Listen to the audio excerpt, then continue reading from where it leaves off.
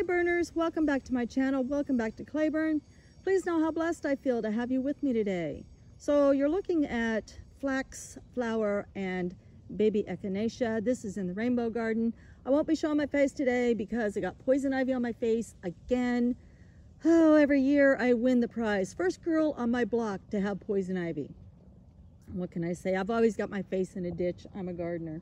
So today I'm going to put in a little bit of a shade garden, and I thought I'd bring you along.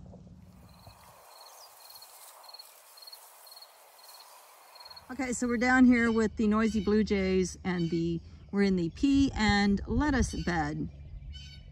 So I recently went to a farmer's market meeting and signed up. So I'll be selling cut flowers and bouquets this summer. I don't have any spring flowers, so I let them know that I wouldn't be going to set up until my flowers start coming in the summer, which is cool. But I can still go down and support the local farmers market and hang out with my new friends.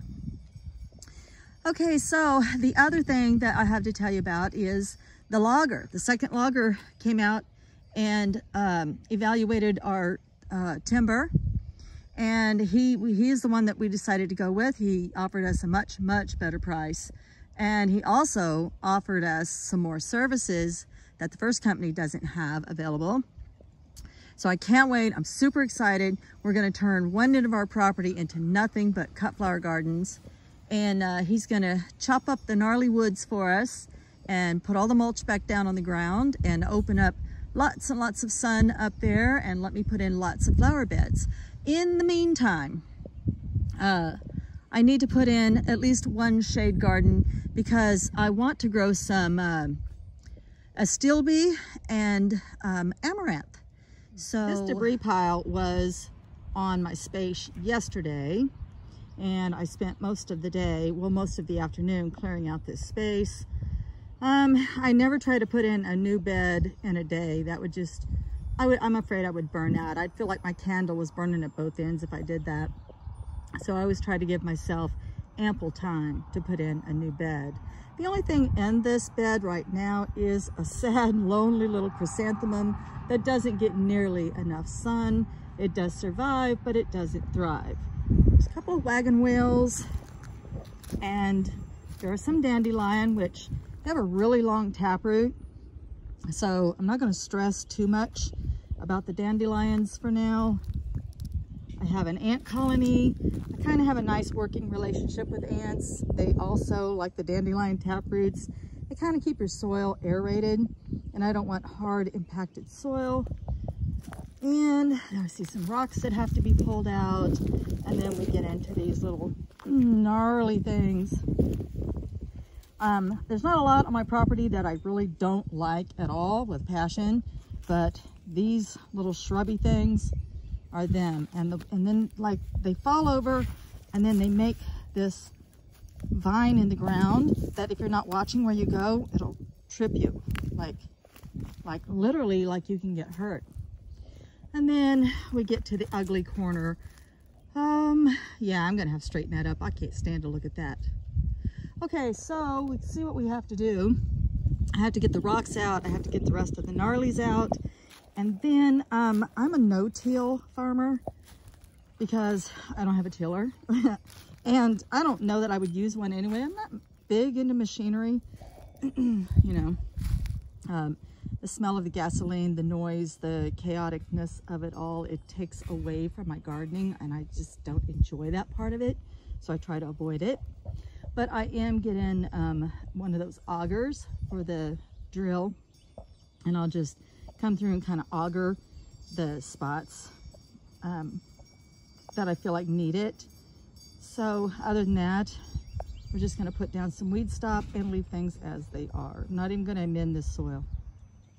So the roots that I picked up, I decided to go with Astilbe Sunny Boy. Walmart had them on display. 2 for $5.42. I swear I'd never get roots from Walmart again because invariably there's always a dead one in the package. So just be warned of that. And it was true in this case too. I bought them.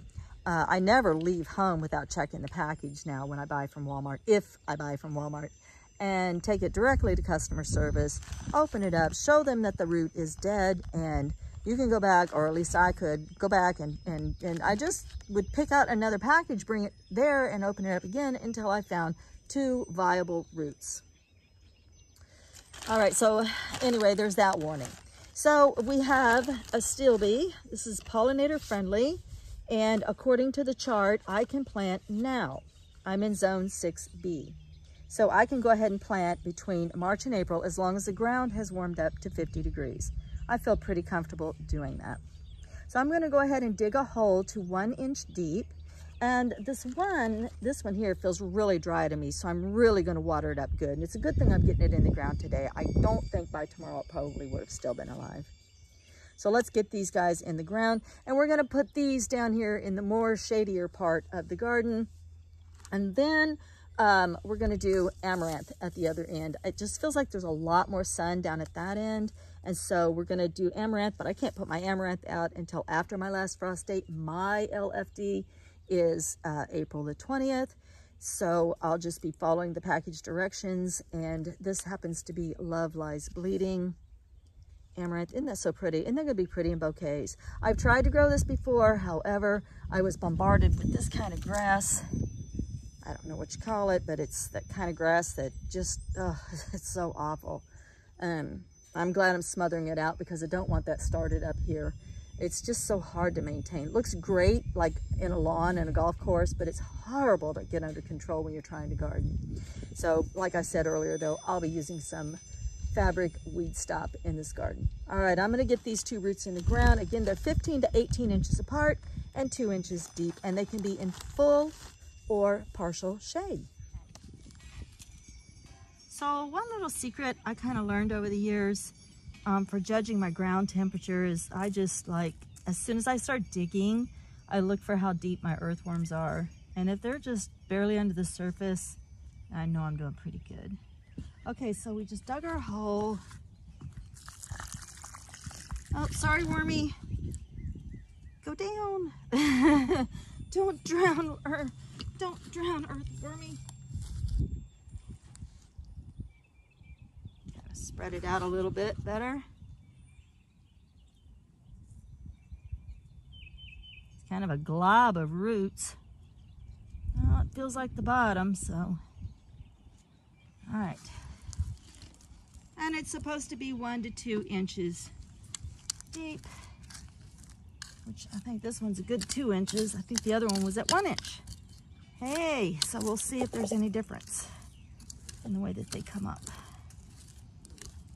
other than who comes up the quickest. One more for good measure.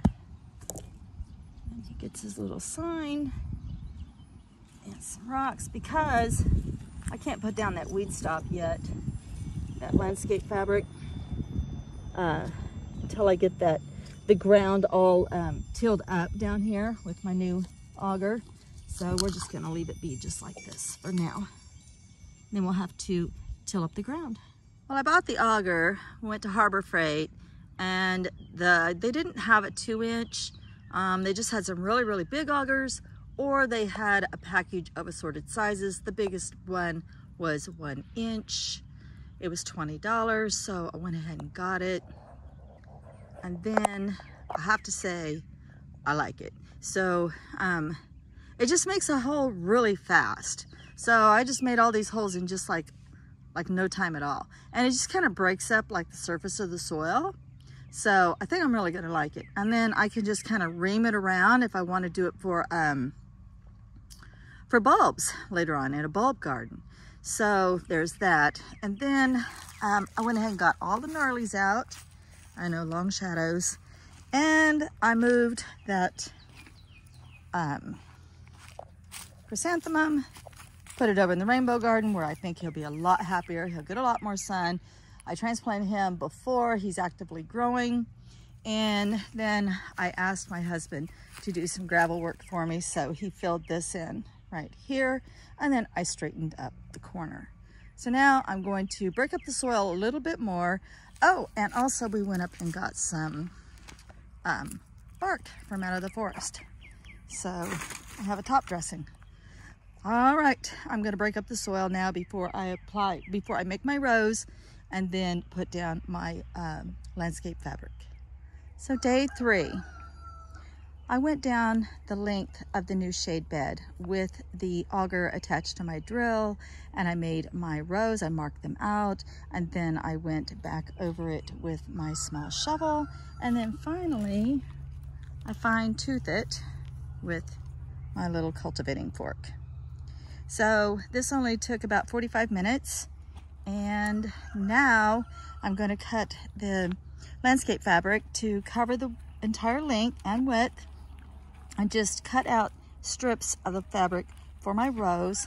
And then here on the end, I thought I would do something really fun, and I had ordered some clover seeds that apparently is mostly 4-leaf clover. So I'm gonna plant 4-leaf clover down here on the end, and I thought it would be fun to laminate some lucky clovers for the kiddos.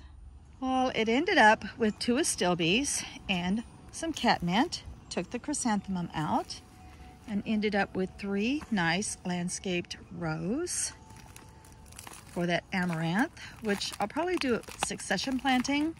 And if I don't have luck with amaranth in this spot, I'm not going to stop trying. I'll just keep planting it until I find its sweet spot. And then we did our lucky clover over here, and I haven't painted his rock yet, but that is lucky. All right, another one finished. So this will end up being an annual cut flower garden with the amaranth, and except for the astilbe and the mint. That's what comes back every year. So that's it. Thanks for joining me, y'all. Much love and light. Blessed be.